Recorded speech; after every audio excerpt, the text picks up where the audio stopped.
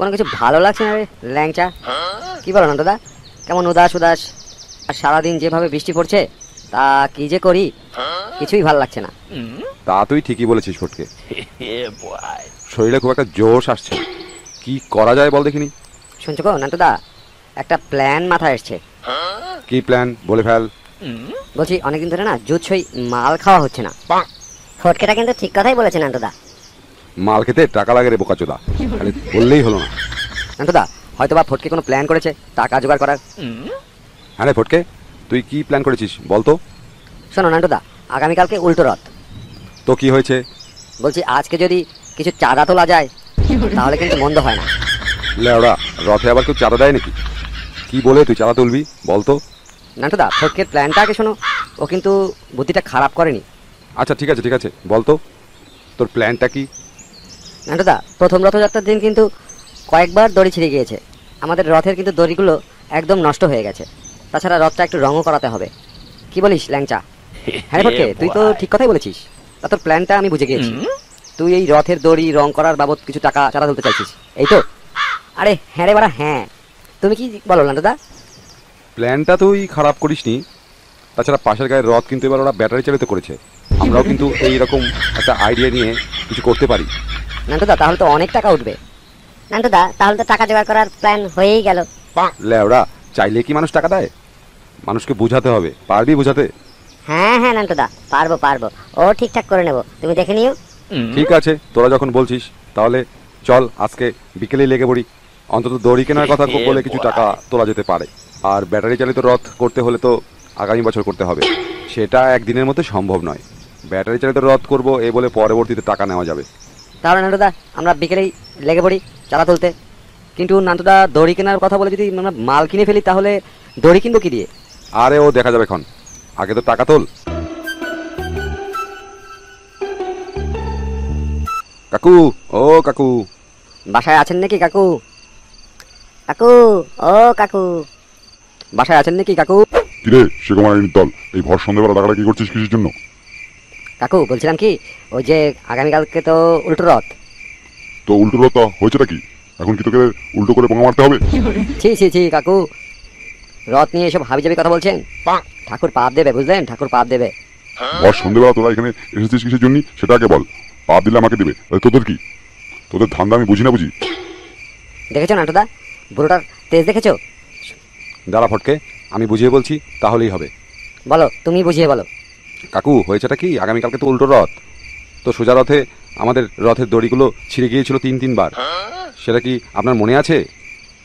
রথের দড়ি ছিঁড়েছে তো আমার কি? এখন কি আমাকে রথের দড়ি জোড়া লাগাতে হবে? না কাকু, রথের দড়ি রথটা রং করার জন্য কিছু চাঁদা তুলতে বেরিয়েছি, তাই আপনার কাছে এসেছিলাম। আমার কাছে সব চাঁদা ফাতা পাবি না, তোরা এখান থেকে যা। ধান্দাবাজ পাজলাম করার জায়গা পাস না। রথের দড়ি রথ রং করার জন্য চাঁদা তুলতে এসেছে, একটি পয়সাও তোদের দেবো না। মাল খাওয়ার যত ধান্দা। নান্টুদা একটা কাজ করলে কেমন হয়?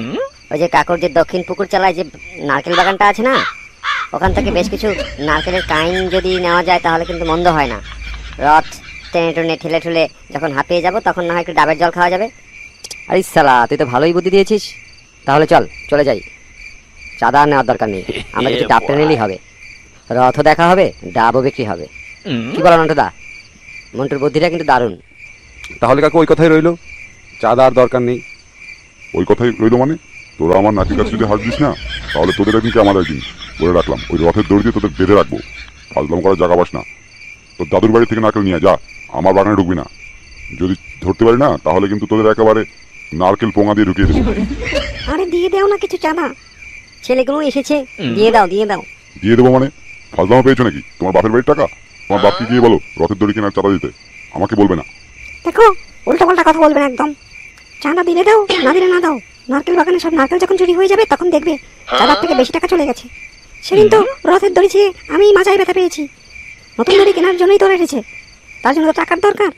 তুমি গায়ের মুরব্বী হয়ে ওদের সাথে এরকম ব্যবহার করতে পারো না, ওরা তো ভালোর জন্যই টাকা চাইছে। তুমি জানো আমার বাল লেওড়া, ওরা মাল খাওয়ার ধান্দায় হয়েছে এখানে। ছেলে পেলে একটু যদি খায় তাতে সমস্যা কি? এই বল তোদের কত টাকা লাগবে বল। তবে আমার নারকেল বাগানে যদি হাত দিয়েছিস তাহলে কিন্তু তোদের একদিন কি আমার একদিন। কাকিমা যাবেন কিন্তু রথে? জবাকে অবশ্যই নিয়ে যাবেন কাকিমা। 12 দল চালা পেয়েছিস, এখন যা। কে যাবে কে যাবে না তা তোদের বলতে হবে না। এই সবাইকে ডাক দেখিনি। আকাশের অবস্থা ভালো না, দুঃখে দুঃখ করে রথের দড়ি সবাই মিলে টান দে। বৃষ্টি নেমে গেলে রাস্তা কিন্তু পিচ্ছিল হয়ে যাবে, কর্দমাক্ত হয়ে গেলে রথের চাকা কেটে যেতে পারে। কাকু শুনলাম রথের নাকি দড়ি কেনা হয়েছে নতুন। হ্যাঁ, তা তুই ঠিকই শুনেছিস, কিন্তু ওই বারোচুদাগুলো গেল কোথায়? ওদের তো দেখতে পাচ্ছি না। নিন নিন মশাই, এখন টান দিন তো দড়ি ধরে। এই গায়ের ওপর পড়ছিস কেন? সবাই মিলে একসাথে বলবি, জয় জগন্নাথ দেবের জয় হোক, জয় জয় জয় জয় জয় জয় জয়। জয় জগন্নাথ দেবের জয় হোক। জোরছে বলো, এই ও আরো জোরে, এই ও। নান্টুদা, যাবে না রথের দড়ি টানতে? না রে ফটকে, আজকের মালটা বেশ কড়া ছিল রে, মাথাটা কেমন ঝিমঝিম করছে। রথের দড়ি টানার এখন আর শক্তি নেই রে। কিরে ল্যাংচা, এইটুকুন খেয়েই অজ্ঞান হয়ে গেলি? তা হ্যাঁ রে ফটকে, এতগুলো মাল এনেছিস, দড়ি কি করলি? আরে আরে বলো না, ঘুগড়েদার যে ওই যে গোয়াল ঘর আছে না, ওই গোয়াল ঘরের দড়ি খুলে নিয়ে এসেছিলাম, ওটাই লাগিয়ে দিয়েছি রথে। কি বলছিস কি বাড়া? আরে হ্যাঁ গো নান্টুদা। ফটকে তার বুদ্ধি রেখেছো নাটুদা? নে নে, এখন প্যার পরে মাল খা দেখিনি, দড়ির চিন্তা আর করা লাগবে না। ও বাড়া ছিঁড়ে পড়েছে কিনা এতক্ষণে কে জানে। উড়ি গেলাম রে, আবারও মাথাটা গেল। চোরের বাচ্চাগুলো রথের দড়ি কিনেছে বললো, আবারও সেই দড়ি ছিঁড়েই পড়লাম।